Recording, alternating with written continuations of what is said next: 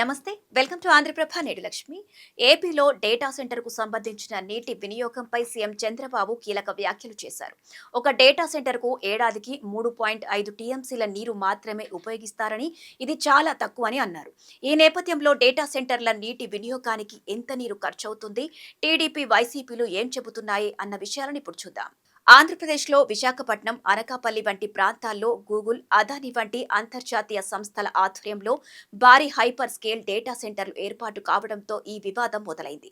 Artificial intelligence, cloud computing ఆధారంగా పనిచేసే ఈ భారీ డేటా సెంటర్లలో ఉండే వేలాది సర్వర్లు వేడెక్కకుండా నిరంతరం కూలింగ్ సిస్టమ్స్ నడపాల్సి ఉంటుంది. ఈ ప్రక్రియలో అత్యధిక పరిమాణంలో నీటిని వినియోగిస్తారనే విషయంపై రెండు పార్టీలు వేరువేరు వాదనలు వినిపిస్తున్నాయి. వైసీపీ స్థానిక పర్యావరణవేత్తల ప్రధాన ఆరోపణ ఏంటంటే, ఈ భారీ డేటా సెంటర్ల రాకతో రాష్ట్రంలో ముఖ్యంగా విశాఖపట్నం పరిసర ప్రాంతాల్లో తీవ్రమైన నీటి కొరత ఏర్పడుతుందని చెబుతున్నారు.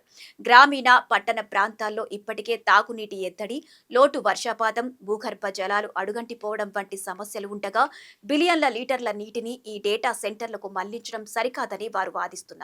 అంతేకాకుండా కూలింగ్ ప్రక్రియలో వాడే నీటి వల్ల లేదా తగిన శుద్ధి పద్ధతులు పాటించకపోతే chemical run of, brain water leakage జరిగి స్థానిక జల వనరులు కాలుష్యానికి గురవుతాయని ఆందోళన వ్యక్తం చేస్తున్నారు. పంటలకు, ప్రజల దాహార్తికి కేటాయించాల్సిన నీటిని కార్పొరేట్ కంపెనీలకు దారపోస్తున్నారని వైఎస్సార్సీపీ నేతలు తీవ్రస్థాయిలో విమర్శలు గుప్పిస్తున్నారు. మరోవైపు ముఖ్యమంత్రి నారా చంద్రబాబు నాయుడు నేతృత్వంలోని టీడీపీ ప్రభుత్వం ఈ విమర్శలను తీవ్రంగా ఖండిస్తోంది. ఇది కేవలం వైఎస్సార్సీపీ చేస్తున్న అసత్య ప్రచారమని ప్రభుత్వం స్పష్టం చేసింది.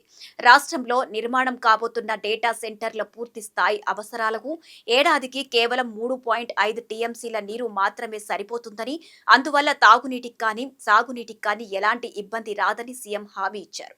ప్రభుత్వం చేపడుతున్న వాటర్ మూవ్మెంట్ ప్లాంట్, జల నిర్వహణ ద్వారా తాగునీటి అవసరాలకే మొదటి ప్రాధాన్యత ఇస్తున్నామని, ఆ తర్వాతే పారిశ్రామిక అవసరాలను చూస్తామని స్పష్టం చేశారు. ఐటీ, డిజిటల్ విప్లవం, ఉద్యోగ అవకాశాల కల్పన కోసం ఈ ప్రాజెక్టులు ఎంతో కీలకమని, పర్యావరణానికి హాని కలగకుండా సాంకేతిక పరిజ్ఞానంతో వీటిని నిర్వర్తిస్తామని టీడీపీ మద్దతుదారులు వాదిస్తున్నారు. వాస్తవ పరిస్థితులు, సాంకేతిక కోణాన్ని పరిశీలిస్తే ప్రపంచ వ్యాప్తంగా డేటా సెంటర్లు అధిక మొత్తంలో నీటిని, విద్యుత్తును వినియోగిస్తున్నాయన్నది పచ్చి నిజం.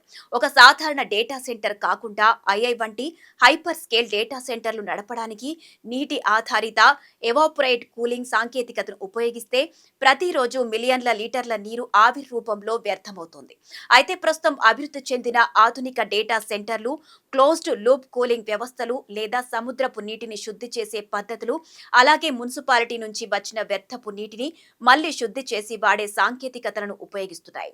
ఈ వ్యవస్థల వల్ల కాలుష్యం నేరుగా బయటకు రాకుండా ఉంచడమే కాక మంచి నీటి వినియోగం గణనీయంగా తగ్గించడానికి వీలవుతుంది. చివరిగా చూస్తే రాష్ట్రానికి ఆధునిక పారిశ్రామిక అభివృద్ధి, ఐటీ పెట్టుబడులు ఎంత అవసరమో ప్రాథమిక జల వనరుల సంరక్షణ కూడా అంతే ప్రధానం. ప్రతిపక్షం లేవనెత్తుతున్న నీటి కొరత ఆందోళనను పూర్తిగా తోసిపుచ్చడానికి వీల్లేదు. అలాగని సాంకేతిక పురోగతిని ఆపటానికి సమర్థించకూడదు. ప్రభుత్వం పారదర్శకంగా ఎంత నీటిని కేటాయిస్తున్నారో వెల్లడించడమే కాకుండా డేటా సెంటర్లు ఖచ్చితంగా శుద్ధి చేసిన వ్యర్థ నీటినే వాడేలా నిబంధనలు అమలు చేస్తేనే పర్యావరణ సమతుల్యత దెబ్బతినకుండా, నీటి కొరత రాకుండా అభివృద్ధి సాధ్యమవుతోంది. ఇలాంటి మరిన్ని అప్డేట్స్ కోసం కీప్ వాచింగ్ ఆంధ్రప్రభ.